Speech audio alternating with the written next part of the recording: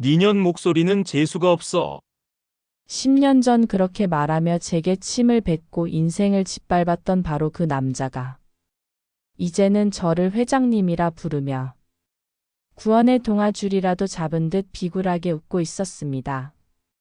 그런 그의 추악한 얼굴을 똑바로 바라보며 저는 수만 명의 관중 앞에서 마이크에 대고 말했습니다. 10년 전 한 남자가 제 목소리는 재수가 없다며 저를 버렸습니다. 그 말이 맞더군요. 제 목소리는 정말로 재수가 없습니다.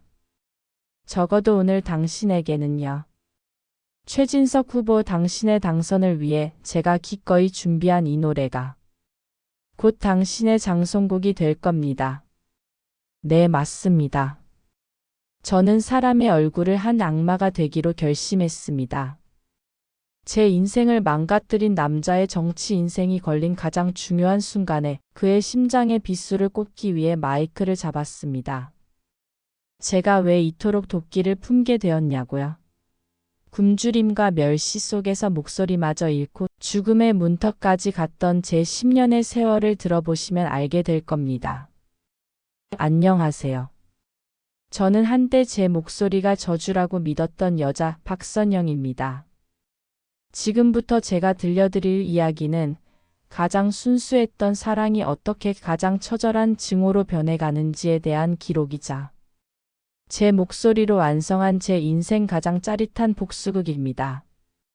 앞으로 이어질 제 길고 긴 이야기에 힘이 될 수 있도록 지금 바로 구독과 좋아요 꼭 좀 부탁드립니다. 그럼 지옥 같았던 그날의 기억으로 여러분을 초대하겠습니다.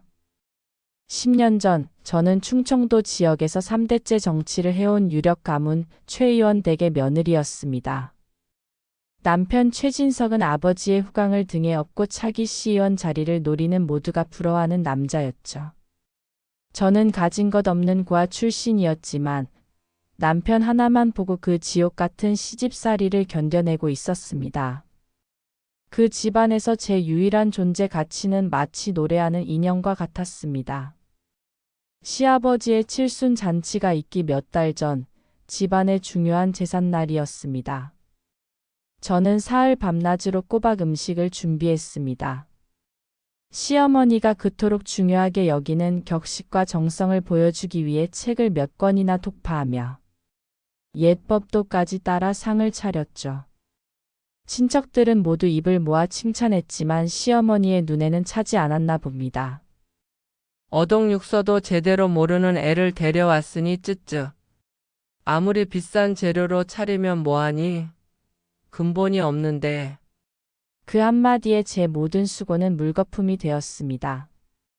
식사가 끝난 뒤 거실에 모여 앉았을 때였습니다. 멀리서 오신 당숙 어른께서 말씀하셨죠. 세아가 노래한 국적 뽑아보거라. 목소리가 그리 곱다던데. 그 말에 남편과 시어머니의 얼굴이 싸늘하게 굳었습니다. 저는 손사래를 쳤지만 어른의 말씀을 거역할 수는 없었죠. 결국 자리에서 일어나 노래를 시작했지만 제 목소리는 어김없이 불안하게 떨렸습니다. 그날 이후 남편은 제게 며칠이나 말을 걸지 않았습니다. 제가 자기 얼굴에 먹칠이라도 한 것처럼요. 그리고 운명의 그날 시아버지의 칠순 잔치가 열렸습니다. 집안 거실은 온갖 지역 유지들로 발 디딜 틈이 없었고 번쩍이는 샹들리에 아래서 사람들은 가식적인 웃음을 나누고 있었죠. 바로 그때 시어머니가 제 등을 떠밀며 말하더군요. 세아가 뭐하고 서 있니? 어서 아버님 좋아하는 노래 한 곡 뽑아드려야지. 내가 이럴 때 쓰이려고 우리 집에 시집 온 거 아니겠니? 저는 온몸이 굳어버렸습니다. 주눅이 든 목소리로 간신히 대답했죠. 어머니, 저는 아시다시피 노래를 제 말이 끝나기도 전에 남편이 짜증 섞인 목소리로 말을 잘랐습니다. 아, 좀 빼지 마. 당신 하나 빼는 바람에 지금 분위기 싸해지는 거 안 보여? 아버지 친구분들 다 계시잖아. 그냥 하던 대로 장윤정 노래 같은 거 신나게 하나 불러. 제 목소리는 태생적으로 한이 서려 있었습니다. 밝고 경쾌한 노래를 불러도 어딘가 모르게 구슬프게 들렸죠. 시댁 식구들은 그런 제 목소리가 잔칫집 분위기를 망친다며 재수 없다고 손가락질했습니다. 그들의 눈초리 앞에서 노래를 부를 때면 제 심장은 발밑으로 곤두박질 치는 것 같았고 목소리는 사시나무 떨리듯 떨렸습니다. 저는 억지로 마이크를 붙잡고 어머나를 부르기 시작했습니다. 하지만 손은 덜덜 떨렸고 목소리는 염소처럼 갈라져 나왔어요. 박자는 제 마음처럼 갈피를 잡지 못했죠. 여기저기서 수군거리는 소리가 제 심장을 찔렀습니다. 시아버지는 혀를 차며 말했죠. 쯧쯧 저거 또 초상집 분위기 만드네. 사람 기껏 흥 오른 거 다 깨뜨려요. 시어머니는 들으라는 듯 큰 소리로 외쳤습니다. 어휴, 내가 저럴 줄 알았지. 아무리 가르쳐도 저 모양이니. 어디서 근본도 없는 걸 들여와 가지고 집안 망신만 시키고 있어. 바로 그때였습니다. 제 노래를 듣다 못한 남편이 벌떡 일어나 제게서 마이크를 뺏어 들었습니다. 그리곤 저를 경멸의 눈빛으로 쳐다보며 소리쳤죠. 됐어, 그만해. 듣는 사람 고문하는 것도 아니고. 어휴, 품격 떨어져서 같이 못 있겠네. 그러더니 그는 하객들 사이에 앉아있던 한 여자에게 다정한 눈빛을 보내며 손짓했습니다. 그 여자의 이름은 오세라. 남편이 자신의 대학 후배라며 얼마 전부터 집안 행사에 데리고 다니던 여자였습니다. 저는 그때까지만 해도 그저 싹싹한 후배려니 생각했었죠. 세라야, 이리 와서 마이크 좀 잡아라. 여기는 전문가가 직접 나서서 분위기 좀 살려야겠다. 아무나 마이크 잡는다고 가수가 아니지. 남편의 말에 오세라는 마치 기다렸다는 듯 우아하게 일어나 제게로 걸어왔습니다. 그녀는 제 어깨를 가볍게 툭 치며 저만 들릴 듯한 목소리로 비웃듯 속삭였습니다. 언니, 너무 긴장했나 봐요. 이런 큰 자리는 언니랑 좀 안 어울리죠?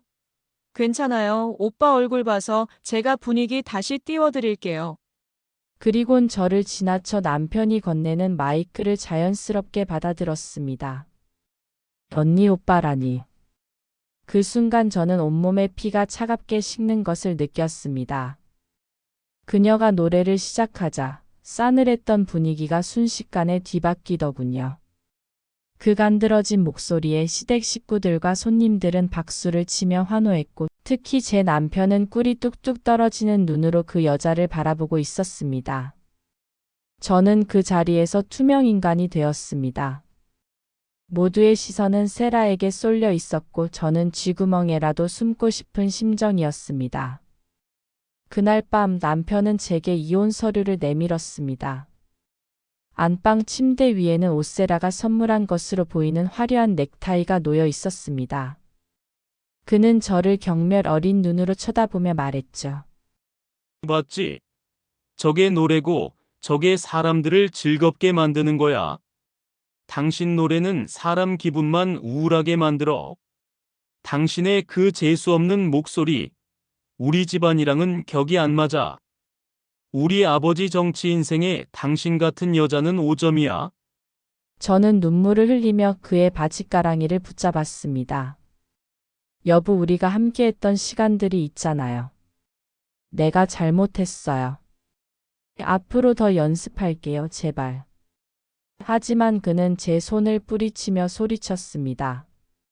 시끄러워. 이 서류에 도장 찍고 당장 내 집에서 나가. 위자료. 당신 같은 여자한테 줄 위자료는 한 푼도 없어. 당신이 우리 집안에 끼친 정신적 피해 보상이나 안 청구하는 걸 다행으로 알아. 그렇게 저는 결혼 5년 만에 입고 있던 옷 한 벌만 걸친 채 그 집에서 쫓겨났습니다. 차가운 밤 공기 속에서 현관문이 쾅 닫히는 소리는 제 심장이 부서지는 소리 같았습니다. 갈 곳도 기댈 곳도 없었죠. 그날 이후 저는 극심한 충격으로 목소리를 잃었습니다. 제가 그토록 저주했던 제 목소리는 정말로 제 인생에서 사라져 버렸습니다. 목소리를 잃은 저는 세상을 등진 채 살았습니다. 찜질방과 고시원을 전전하며 하루하루를 버텼죠. 말을 하지 못하니 할 수 있는 일도 없었습니다. 식당 주방 보조로 겨우 일을 구했지만 다른 직원들과 소통이 되지 않는다는 이유로 하루 만에 쫓겨나기도 했습니다. 세상이 저를 완전히 외면한 것만 같았죠. 그러던 어느 겨울날 저는 정처 없이 헤매다 낙원상가 뒤편의 한 허름한 라이브 카페에 발을 들이게 되었습니다. 손님은 저 혼자였고 무대 위에서는 백발의 할아버지 한 분이 낡은 기타를 치고 계셨죠. 그분이 바로 제 인생의 은인 김노인님이었습니다. 김노인님은 한때 대한민국을 주름잡았던 전설적인 기타리스트이자 작곡가였습니다. 그는 아무것도 묻지 않고 제게 따뜻한 차 한 잔과 가게 한 편의 작은 쪽방을 내주셨습니다. 저는 그곳에서 청소를 하고 설거지를 하며 지냈습니다. 말을 할 수 없으니 그저 묵묵히 일만 했죠. 노인님은 제게 억지로 말을 시키지 않았습니다. 그저 매일 밤 저 혼자만을 위한 연주를 들려주셨죠. 어느 날 기타를 조율하시던 그분이 제게 말했습니다. 아가씨, 목소리를 잃은 게 아니야. 마음에 너무 많은 돌덩이를 담고 있어서 그게 목구멍까지 꽉 막고 있는 거지. 그는 자신의 이야기도 들려주었습니다. 젊은 시절, 동료의 배신으로 모든 것을 잃고 목소리보다 아끼던 손가락을 다쳤던 이야기. 그 절망 속에서 어떻게 다시 기타를 잡게 되었는지에 대한 이야기였죠. 노인님의 주름진 눈가에서 동질감을 느꼈습니다. 그는 제게 노래를 가르치려 하지 않았습니다. 대신 매일 밤 저를 위해 기타를 연주해 주셨습니다. 그 연주를 들으며 저는 쫓겨나던 그날 밤의 서름, 멸시받던 지난 세월의 아픔을 맘껏 토해내며 울었습니다. 그렇게 몇 달이 지났을까요? 네 안에 담긴 그 슬픔, 그거 버리려고 애쓰지 마. 그게 바로 네 목소리고 네 노래야. 다른 사람 흉내내서 억지로 웃는 노래 부르지 말고 네 아픔을 그대로 뱉어내봐. 그게 진짜 사람들 마음을 울리는 거야. 그날 밤 노인님의 연주에 맞춰 저는 아주 작은 소리로 허밍을 시작했습니다. 제 어릴 적 돌아가신 어머니가 불러주시던 자장가 가락이었죠. 따뜻했던 사랑의 기억이 제 얼어붙은 마음을 조금씩 녹여주었습니다.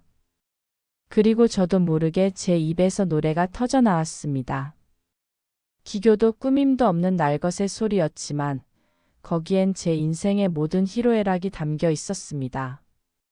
노래를 마쳤을 때 노인님은 눈물을 글썽이며 말없이 제 어깨를 두드려 주셨습니다. 제 목소리가 저주가 아닌 선물일 수도 있다는 것을 처음 깨달은 순간이었습니다. 김노인님에게는 일본에서 활동하는 제1교포 음반 제작자 친구가 있었습니다. 노인님은 제 노래를 녹음해서 그에게 보냈고 얼마 지나지 않아 믿을 수 없는 제안이 왔습니다. 일본에서 가수로 데뷔해보지 않겠냐는 것이었죠. 떠나기 전날 밤 저는 노인님께 두렵다고 고백했습니다. 제가 잘할 수 있을까요?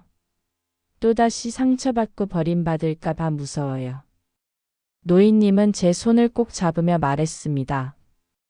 네 노래는 이제 네 것이니 아무도 빼앗아갈 수 없어.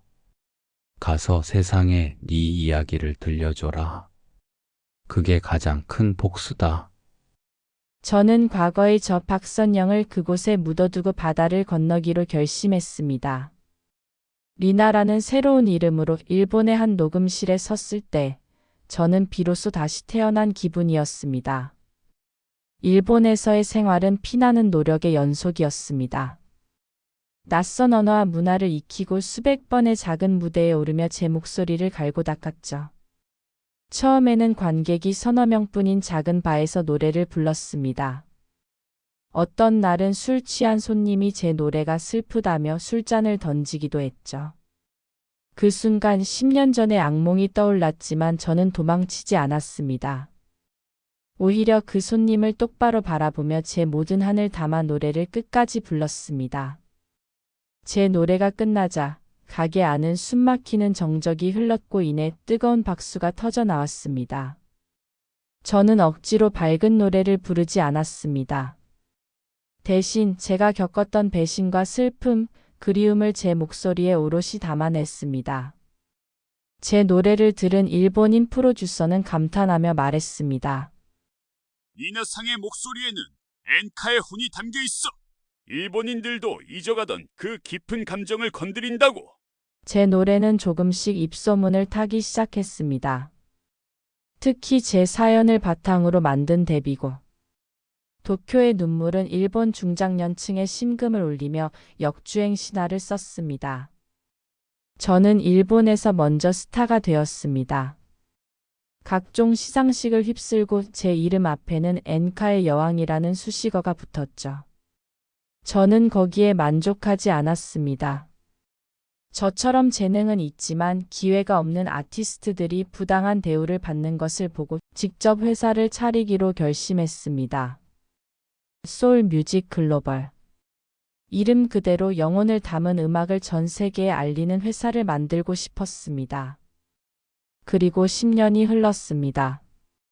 저는 김포공항의 비즈니스 전용 터미널을 통해 한국 땅을 밟았습니다. 제 전용기에서 내리자 수십 개의 카메라 플래시가 저를 향해 터졌죠. 한 기자가 제게 물었습니다. 리나 회장님, 서울 뮤직 글로벌의 아시아 총괄 본부를 한국에 설립하신 이유가 무엇입니까? 저는 선글라스 너머로 그들을 바라보며 준비한 대답을 여유롭게 내놓았습니다. 모든 이야기의 시작은 고향에서 비롯되는 법이니까요. 제 음악의 뿌리인 한국에 이제는 제가 받은 사랑을 돌려드릴 때가 된 것 같습니다. 10년 만에 밟은 고국의 땅이었습니다. 저는 더 이상 남편에게 버림받고 목소리마저 잃었던 박선영이 아니었습니다. 전 세계가 주목하는 글로벌 엔터테인먼트사의 회장 리나로 돌아온 것입니다. 한국에 돌아와 제 비서팀에게서 전 남편 가문의 소식을 보고받았습니다. 시아버지 최 의원은 뇌물수수 혐의로 검찰 조사를 받다 정계 은퇴를 했고 그 여파로 가세가 급격히 기울었다고 합니다. 전 남편 최진석은 몰락한 가문을 다시 일으키기 위해 아버지의 지역구를 물려받아 국회의원 선거에 출마했지만 낡은 정치 스타일과 끊이지 않는 스캔들로 고전하고 있었죠. 오세라는 반짝 인기를 얻는 듯했지만 몇 번의 앨범 실패 후 지금은 지역 행사나 전전하는 처지가 되었다고 들었습니다. 그들에게 이번 선거는 마지막 동화줄이었던 셈입니다. 그들의 선거 사무실에서는 매일같이 고성이 오갔다고 합니다. 후보님, 이대로는 안 됩니다. 특히 중장년층 표심이 완전히 돌아섰습니다. 뭔가 특단의 조치가 필요합니다. 그러자 오세라가 짜증스럽게 소리쳤다고 하더군요. 그래서 뭘 어떻게 하자는 건데요? 내가 밤낮으로 유세장 따라다니면서 목이 터져라 노래를 불러도 약발이 안 먹히잖아요. 바로 그때 한 참모가 유튜브에서 제 일본 공연 영상을 보여주며 제 이름을 거론했다고 합니다. 수만 명의 관중을 압도하는 제 모습을 보고 그들은 눈이 뒤집혔다고 했죠. 후보님, 방법이 있습니다. 지금 일본에서 건너온 국민 가수 리나 아시죠? 어르신들 사이에서 거의 신드롬입니다. 이분을 우리 마지막 유세 현장에 모시기만 한다면 판을 완전히 뒤집을 수 있습니다. 돈이 얼마가 들든 모셔와야 합니다. 그들은 자신들의 운명을 구원해줄 동화줄이 바로 10년 전 자신들이 내쫓았던 바로 그 여자라는 사실을 꿈에도 모른 채 저를 섭외하기 위해 백방으로 움직이기 시작했습니다. 그리고 저는 그들의 절박한 제안을 기꺼이 받아들였습니다. 복수를 위한 완벽한 무대가 마련된 셈이었으니까요. 선거 마지막 날 유세 현장은 그야말로 인산인해였습니다. 저는 무대 뒤 대기실 모니터로 그들의 얼굴을 봤습니다. 10년 전 저를 벌레 보듯 하던 그 오만한 얼굴이 탐욕과 긴장으로 번들거리고 있었죠. 아니나 다를까 오세라가 자기가 최진석 후보의 부인이라며 제 대기실로 무작정 쳐들어왔습니다. 스타에게 인사를 해야 한다는 명목이었죠. 하지만 제 전문 경호팀은 그녀를 정중하지만 단호하게 막아섰습니다. 죄송합니다, 사모님. 리나 회장님께서는 지금 공연 준비 중이라 외부인 면담이 어렵습니다. 외부인이라는 말에 오세라의 얼굴이 시뻘겋게 달아올랐다가 하얗게 질리는 것을 모니터로 똑똑히 봤습니다. 그 작은 거절이 앞으로 닥쳐올 거대한 파멸의 전주곡이라는 것을 그녀는 몰랐을 겁니다.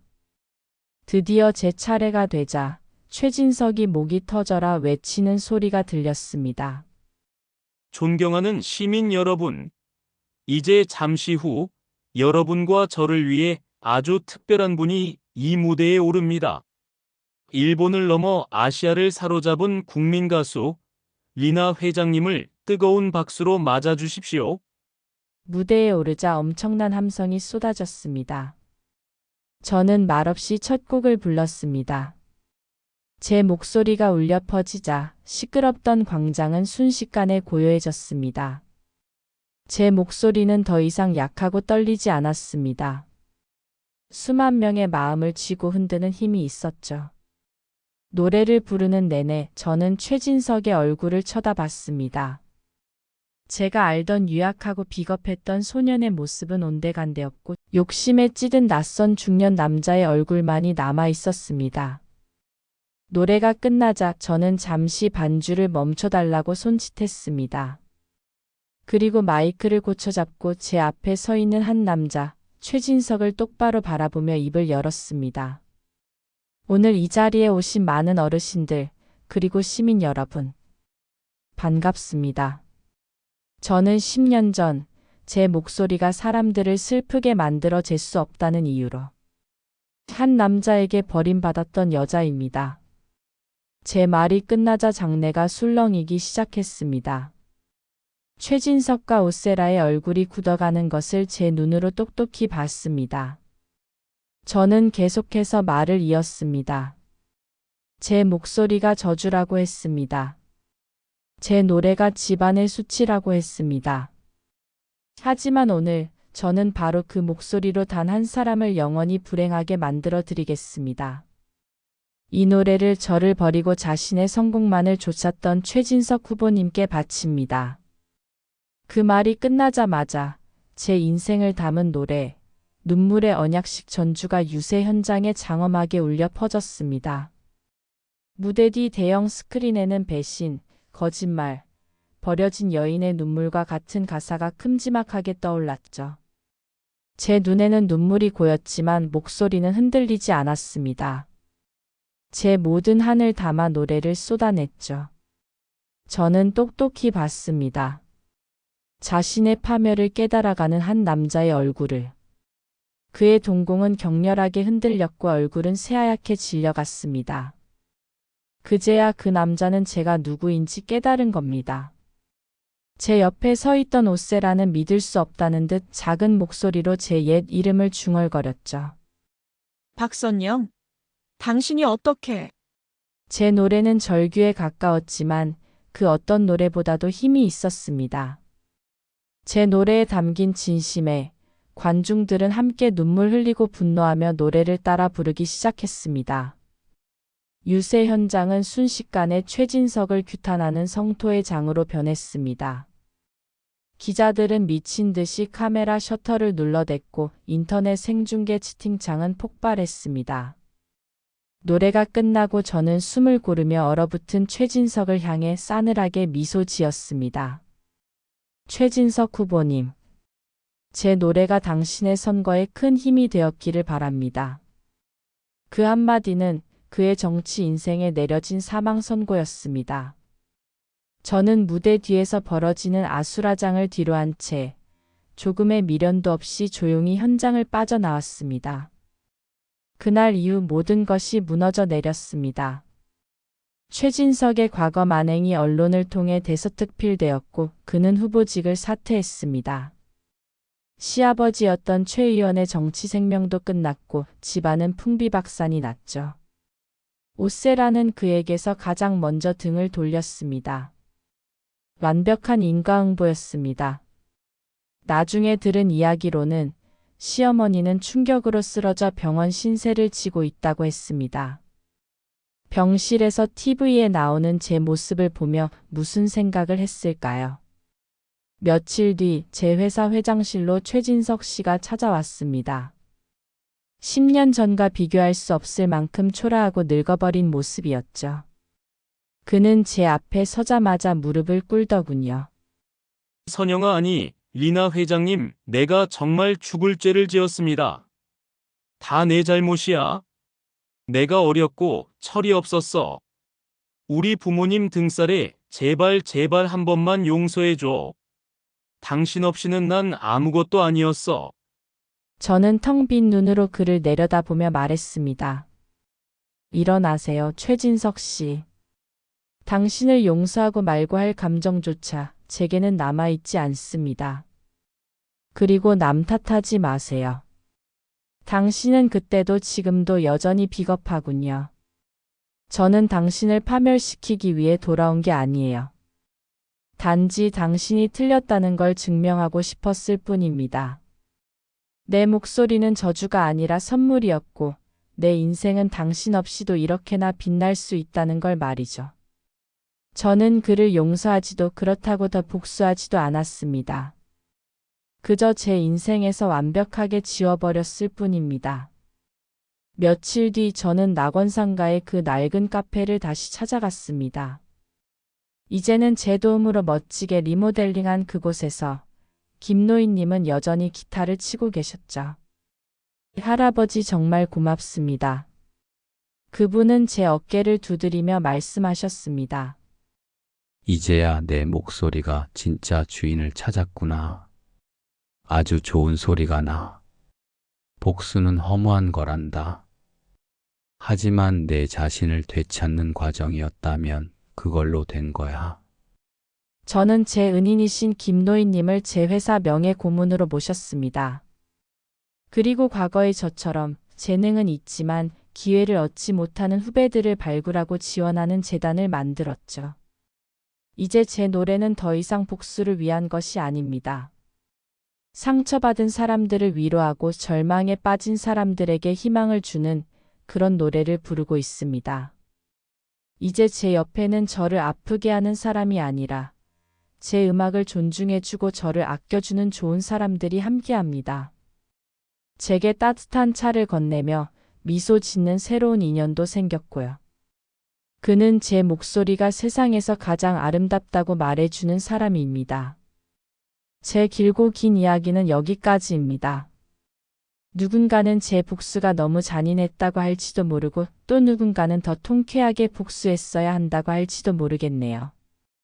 여러분이라면 이런 상황에서 어떤 선택을 하셨을까요? 그리고 여러분이 생각하는 진정한 용서, 진정한 행복은 무엇인가요? 여러분의 소중한 생각을 댓글로 남겨주시면 한 분 한 분의 글을 소중하게 읽어보겠습니다. 오늘 제 이야기에 귀 기울여 주셔서 진심으로 감사합니다. 여러분의 삶에는 언제나 행복한 노래만이 가득하기를 바라겠습니다.